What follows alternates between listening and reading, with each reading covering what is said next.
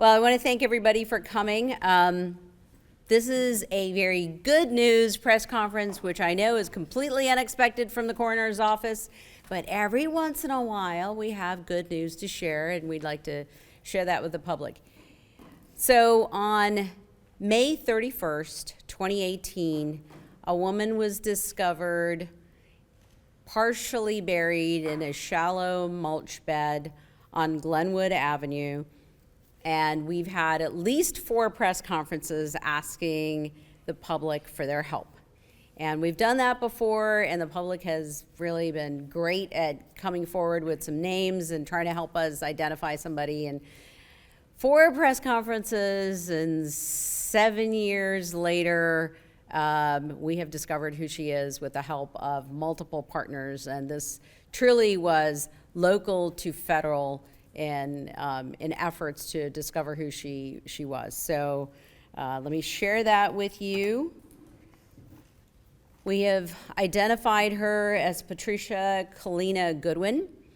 In November of 2023, we had provided you with this digital sketch of what she might have looked like. I want to point out something on the right is a BMV photo from 2014.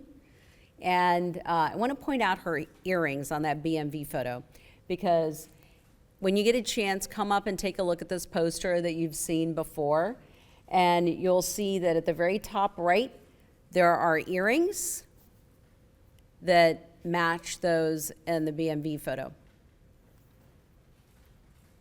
But that's not how we discovered who she was. It wasn't just a matching of earrings. There is also a timeline that I'm going to show you here of how we got where we did.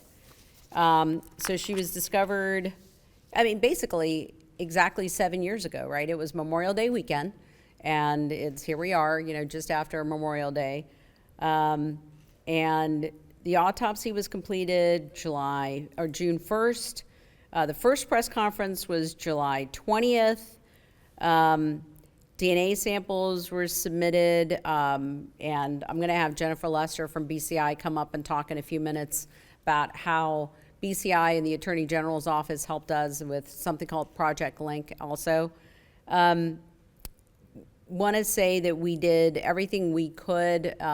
Local media really helped us trying to identify her. In the course of the past 7 years, we got a lot of leads from the public, and we followed up with as many as we could. I know on at least 2 separate occasions, I looked at medical imaging from local area hospitals on 2 different women that were suggested could be her, or families were missing her and gave names, and we pulled up the medical imaging, and I was able to look at the bones and say, no, that's not a match. Recently, when it was discovered of who she might be, and this was done through genealogy, we did acquire her chest x-ray from one of the local hospitals. I did compare it to the imaging we had of our Jane Doe, who we affectionately called Rose Lady because she was discovered with a rose on her chest. And from the beginning, we said we did not suspect foul play. So I looked at her chest x-ray and compared her bones on the chest x-ray to our x-rays, and because of the decomposition of the body, some of the bones were somewhat obscured, but the bones that I could see, I could at least say I can't eliminate this person. This person could definitely be a possibility. And then moving forward, when there was a suspicion of who she was, we found out in BCI's database, they found out that she had a son who was deceased. And we looked in our database, and lo and behold, the son had come to our office a year later in November 2019. So we were able to use the blood card, the DNA evidence that we still had on him, ran the profile a week and a half ago. That was submitted to a genetic statistician to give us an idea of the percentage chance that this was her son, and we did know who he was. He had ID, and he had been identified when he was brought to our office. And it was 99.9996% that it was her son. So in between, there was a whole lot of work done by FBI and by BCI, and I'm going to introduce Elena Ayatarola, who is our special agent in charge of the Cincinnati FBI field office, and she can tell you the role they played and how they did what they did. One of the important things I want to point out here is that,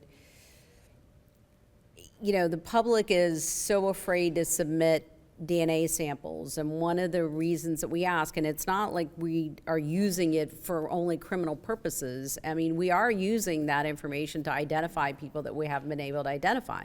And in the last few years since I've been coroner, we've been able to solve a case from 1992 even, you know, getting information like that. So it's important.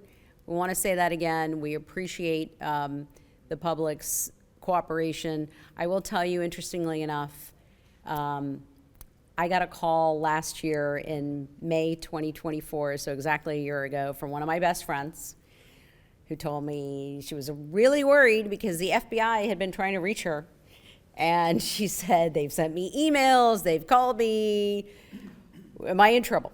And I said, I don't know. I can call them and find out, would you do something I need to know about? And she said, not that I know of. And so anyway, long story short, FBI was trying to reach her about this case. And they said, hey, you know, she may be related to your unidentified woman from 2018. And as it turns out, she was. And she did give her DNA sample, and it was crucial in being able to identify her. In fact, they share great-grandparents.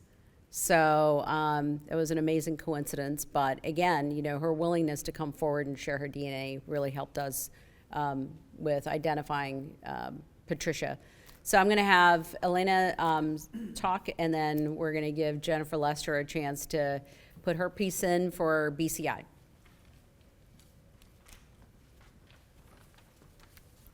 Hi, good afternoon.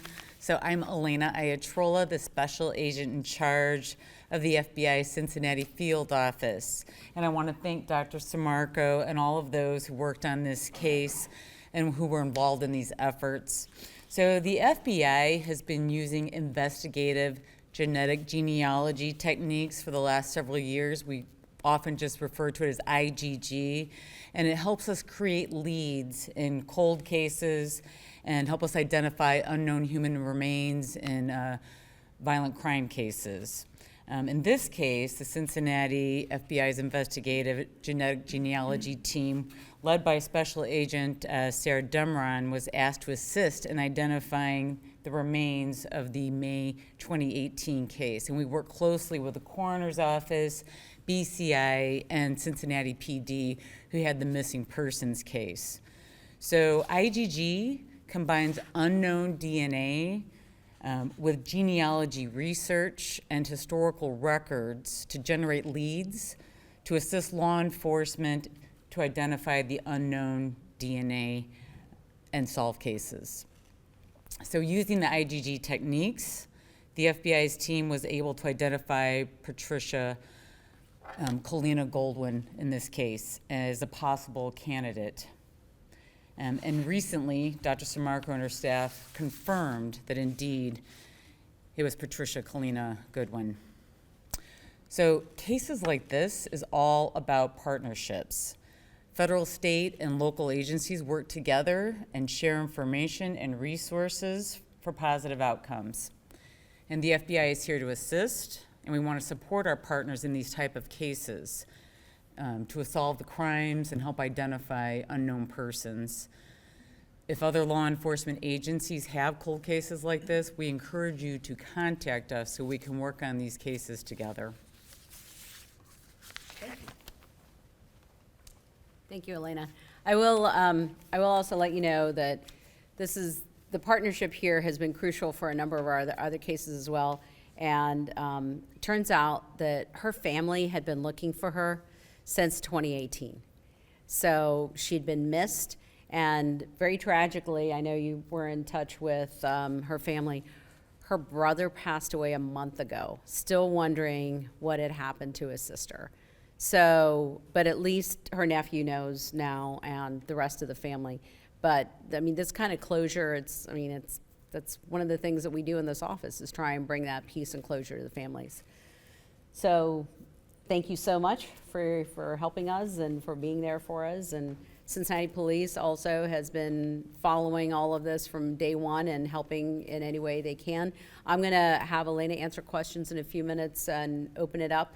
But Jennifer Lester's here from the BCI and the Attorney General's office, so we're going to let her talk about how they helped in everything from the clay model that we had to, I think this was the one we actually had the CT scan of her head, and we had a 3D printed skull that we used for the 3D modeling for that sculpture that we did. I'm Jennifer Lester. I am a criminal intelligence analyst at BCI. I am assigned to missing persons and unidentified remains. So I have been assigned to this Jane Doe case since 2018. And like they talked about, watching all the different agencies working together on this case kind of pushes all together what Project Link is in Ohio. If you're not familiar what Project Link is, it stands for Linking Individuals Not Known. It's a program that we have here in Ohio. We collect DNA from unidentified remains, and we collect DNA from families of missing persons. We get both those cases worked, and we enter that DNA into CODIS, hoping for a match. Once that is done, once we have the CODIS entry, we then can work on additional steps, just like we did on this case, to try to move this case along, and we bring in other partners for these type of cases. So my request today is for any families out there in the state of Ohio that haven't seen their loved one, that don't know that resource is out there, they can call our toll-free number. It's 855-BCI Ohio. They can report their loved one to us. Even if they've already reported it to a local agency, we can assist on that. If they did report it and they feel like their case isn't getting worked, they can still call us. We're here to help. We're here to facilitate between us, the coroner's offices, and the local agencies to help move these cases along and help match with DNA. Okay, I think we can open it up to questions for any of us. What do we know about this woman? Where did she come from? And what can you tell us about how she ended up where she was? Well, there are a lot of questions there you just fired at me, but I can tell you that we know that at some time she lived in Warren County. The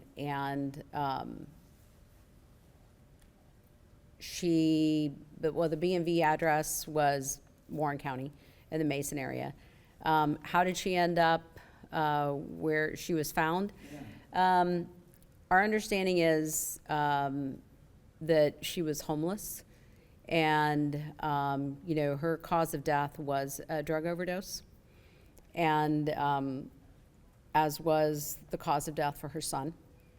And when he was discovered, our investigator that went to the scene and spoke to the people, and he was discovered, by the way, just over a mile from where she was discovered, so very close, but spoke to the people in the area that knew him, and in fact his tent mate, from what I understand, somebody he shared the tent with, that he had been with his mother, but she had passed a year before. So that story kind of fit too. So what had happened in the interim since 2014's B&V photo to how she got there, that's a mystery to all of us. And the family lost track of her. Any idea where the rose came from? I mean, we can't know but I don't think there was any surveillance footage of that either. But just talking to the tent mate for her son, Jason, it's likely that they were together and that he tried to bury his mother the best that he could and left a rose on her chest. That's what we think might have happened, but it's all just guessing at this point. But it sort of fits with the information that we were getting from the people that knew them. Just for context, can you talk about how common these Jane Doe, John Doe cases are in Hamilton County? And how common is it to have a breakthrough like this years later? Well, I mean, we can't know because, but, I don't think there was any surveillance footage of that either. But They're not as common as you think, actually. We only had a handful of cases, and we've been whittling those down pretty consistently. I think we only have, 3 left in our database? 2 or 3 left in the database. I know when I first started in the office, we had 7. I remember that number. So they're not very common. We have reached out over the last few months. I know we had a couple of cases earlier this year, and they were pretty quickly solved with reaching out to the public and getting information. So those were solved within weeks. Most of the time, they are solved within weeks or even a few months. And this one, the one that we thought would take a long time was when a torso was discovered, and even that one, with the help of social media and posts that were put out there, even that one was solved within a few months. So pretty rare. The 1992 case that we solved just a few years ago, I mean, that was probably the longest one we've had. We still have a case from 1970s that we can put out there that we have not been able to identify him, but it's not very common. Liz? She was fingerprinted. No, and in fact, when you read the timeline that we gave you, you'll see on there that she had been fingerprinted, but nothing came up. And that was using federal databases and everything, so. Once you made the discovery that this was pretty much a match to her son, it sounded like was that the moment you said, okay, we can identify her now, or was there something else you had to do yet? No, so we got confirmation that it was a DNA match to her son with that statistical analysis. And that was just on Friday. So, and then we were ready to go with that. That was the final pin that we needed. And her family been looking, but had they made contact with you guys, or how did that get, how did you not hook up with them before this? So that was where the forensic genealogy came in to play. So when the FBI agents were looking into that family tree, they discovered members of her family, and they reached out to them. And that's how they found out that they had been looking and that this might be who she is. And then we worked backwards from there. But yeah, it was because they were able to match certain aspects of her genetic and their family tree and then reach out to them. And I think it was her nephew who said, yeah, we lost track of Aunt Patty. So. If they would have taken advantage of maybe one of these resources you guys have, Yeah. this may have been solved. Right. If they had reached out to either the FBI or Project Link or the BCI or the Attorney General's office or even us. And again, there's a database out there, NamUs, for missing and unidentified persons, and that's also out there. And they can get on that, and they can put, if somebody's missing in your family, you can put in information, put in photographs, put in descriptions, last seen, where they were seen, where they normally, the places they normally frequent. Any of that kind of information gets put in there. And both of these agencies, as well as ours, we do search that database looking for information when we are trying to identify somebody. I was gonna say, I'm no expert at all, but it seems like, or would have been maybe if we didn't have the son's DNA, that it'd be possible that she would still be unidentified at this point. Well, if we didn't have the son's DNA, we still had other members of her family that FBI had been in touch with.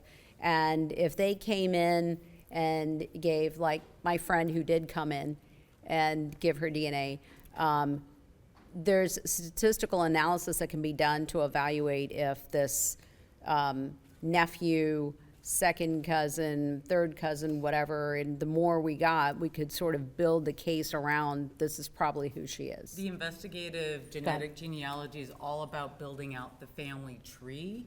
And sometimes it's the process of elimination to help us identify either a suspect or an unidentified victim.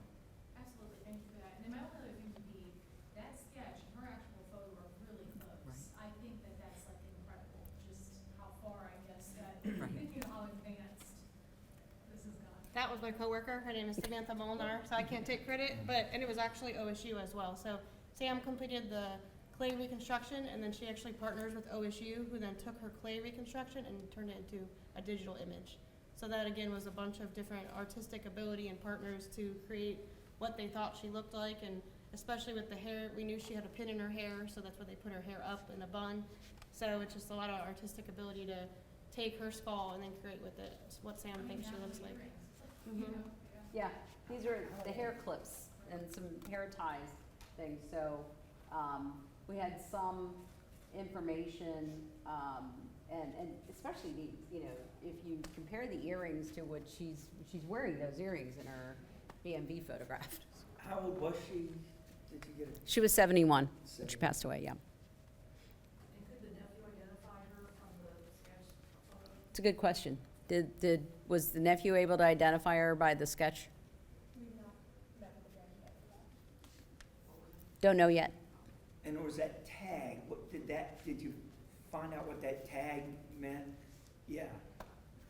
We don't know exactly.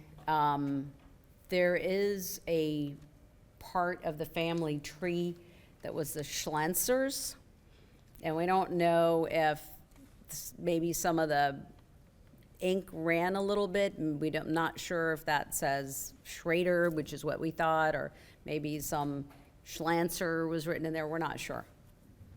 Was this somebody else's t-shirt? Or at somebody else's, or maybe she got it at one of the halfway houses, or she picked it up at one of the Salvation Army stations. We're not sure where she got it, yeah. Could you just speak to the feelings when you have a breakthrough after 6 years? 7. Yeah, I remember when I first got the phone call saying, hey, we might have, I'm like, are you serious? You know, everybody that had anything to do with this case was just, you know, ecstatic, cautiously optimistic that this was going to be her, because everybody had been looking for so long, and a few high fives in the building. The best part of solving these cases is helping bring closure to the families, truly. Yeah. I'm just sad that her brother passed away not knowing what happened to his sister, and that he had been looking for her. You know, and that's, whatever, I don't know if she has any other siblings left, but, you know, at least she's got a nephew that we know of, and maybe other members who had also been wondering what had happened to her, and possibly her son. So at least they have some closure now. And she is buried in Spring Grove Cemetery. Cincinnati buried her in the Spring Grove Cemetery, as was he. So they have a record, a plot number, and so forth. So if family members wanted to go and visit or pay their respects, they do now know where she is or where he is, and they can do that.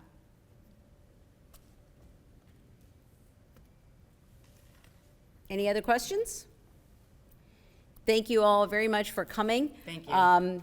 Our partners are around here for a few minutes, and if you want to ask them questions, feel free.